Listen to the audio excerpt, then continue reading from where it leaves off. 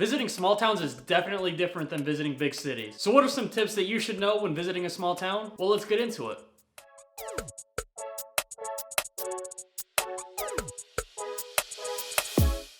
Hey everyone, it's Troy from flowfreely.com, and today I'm going to be going over 5 tips on how to make your life easier in a small town. Now, I grew up in a small town of 3,000 in upstate New York. So I know what it's like to not only visit small towns, but to live there as well. So from living there all my life, I know how small towns operate, I know how to navigate them, and I know what you should look out for. So my first tip for you is to get a rental car. If you're visiting a small town, there's most likely not a very well-constructed means of public transportation. And Uber and taxi services are almost non-existent. In my town, they just recently got Uber and Lyft in there, maybe 2 years ago. And I was just there visiting about 2 months ago, and there was only one Uber available on a Friday night. One in the whole town. It took them 15 minutes to get to me. Getting a rental car is by far going to be your best option. It gives you the freedom to navigate the town, as well as if you want to venture out into the surrounding towns or surrounding cities. Because the biggest problem with rental cars in big cities is parking. You don't have to worry about that in a small town. There's gonna be parking everywhere. That's the least of your concerns. All right, my second tip for you is to visit local museums. You'd be surprised at what you can learn in a local small town museum. So like I said, I grew up in a small town, and there was a museum 2 blocks away from me that I had never even heard of, never even visited for the first 15 years of my life. Well, one day we were walking down the street and we passed it and we were like, is this place open? It turns out it was open, and we went through it and we toured it. It was pretty sweet. You'd be surprised at how much history gets packed into these little places. Not only will you learn about the history of that town itself, but also how it impacted other towns and other cities, and maybe even sometimes the nation as a whole. And it's a good insight onto how that town operates, where the people come from, the culture. Visiting the local museums are always a great place to start on your trip, especially in small towns. All right, my third tip for you is to talk to the locals. One of my favorite things about growing up in a small town is the community aspect of it. Everyone knows everybody, pretty much everyone is friendly and willing to help. And if you're new to the area visiting, I promise you, if you strike up a conversation with somebody, they're gonna accept you with open arms. They'll give you the best recommendations for bars, restaurants, activities, hotels if you need it. And heck, you might even meet a few friends. You probably will, at least for the week. And it doesn't matter where you strike up a conversation. You could go out to lunch one day, talk to the waitress, talk to a couple other people that might be at the bar, or out shopping. For a small town, the opportunities are endless. All right, my fourth tip is to eat out a lot.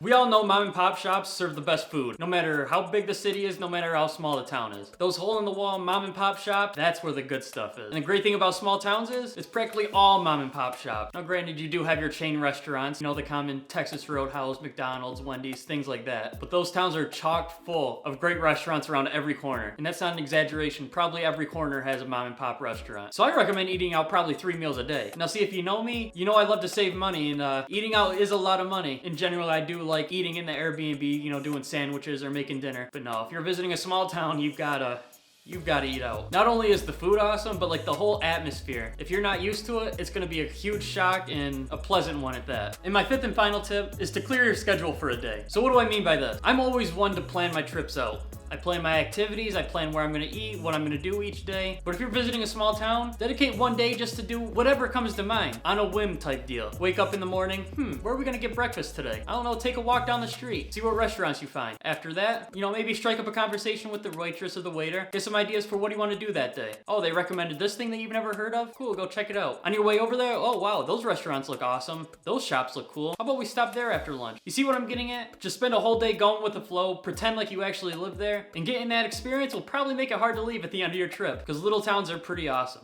You know what else is pretty awesome? Subscribing to my YouTube channel. If you could go ahead and scroll down and hit that subscribe button, as well as clicking the bell icon so that you get notifications whenever I upload, I'd greatly appreciate it. As well as leaving a like and sharing this video with friends so that if they ever visit a small town, they know exactly what to do. Thank you guys for watching, and I hope to see you in the next one.